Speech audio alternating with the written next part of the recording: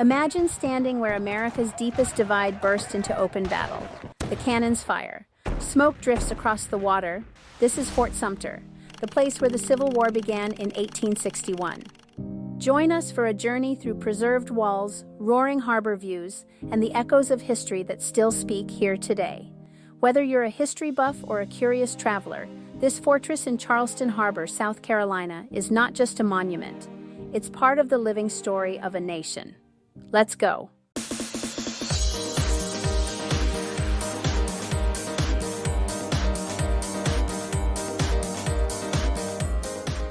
Fort Sumter's story begins decades before the first shot. Conceived after the War of 1812 exposed America's vulnerable ports, construction on this sea fort began in 1829. It was built on an artificial island, a sandbar reinforced with 70,000 tons of rough granite, upon which they stacked walls of brick so thick, 5 feet in many places, towering almost 50 feet above low tide. Though intended to be armed with as many as 135 cannons and house 650 troops, by April 1861 the fort was still incomplete. The interior quarters, many gun placements, they awaited final work. In December 1860, South Carolina seceded from the Union. Tensions rose, and Major Robert Anderson moved United States troops from Fort Moultrie to the stronger Fort Sumter. At dawn on April 12, 1861, Confederate forces under General Beauregard opened fire. For 34 hours, cannons thundered from Fort Sumter, Fort Moultrie, and across the harbor. By April 13th, with walls crumbling and ammunition nearly gone, Anderson surrendered. No combat deaths occurred, though one accidental explosion followed.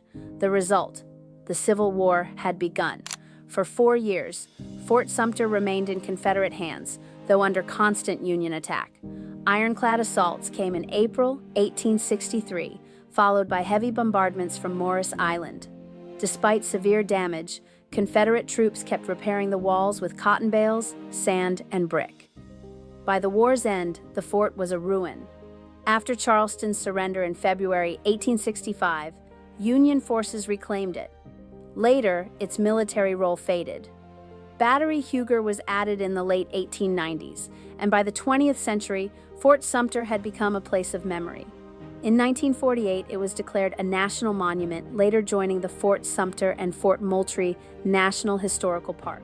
Today, visiting Fort Sumter is an immersive experience. You reach it only by ferry, often departing from Liberty Square in Charleston or Patriots Point in Mount Pleasant.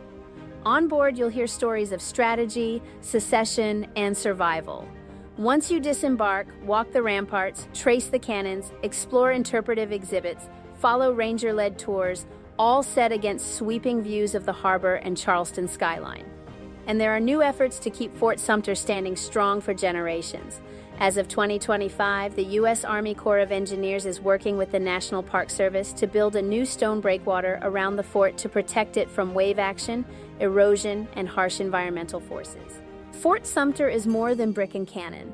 It is a place of beginning, a flashpoint that led to 4 years of war, untold sacrifice, and ultimately transformation in America. It's a place where history is etched in every wall, every cannon, every sunrise over Charleston Harbor. So if you love history, if you want a place that lets you touch the past and see its impact, hop a ferry, walk these halls, listen to the echoes. Fort Sumter doesn't just tell a story, it connects us to one that shapes who we are. If you're planning your trip, dive into the details below, tickets, tours, tips, and make this pilgrimage. Thanks for coming with us.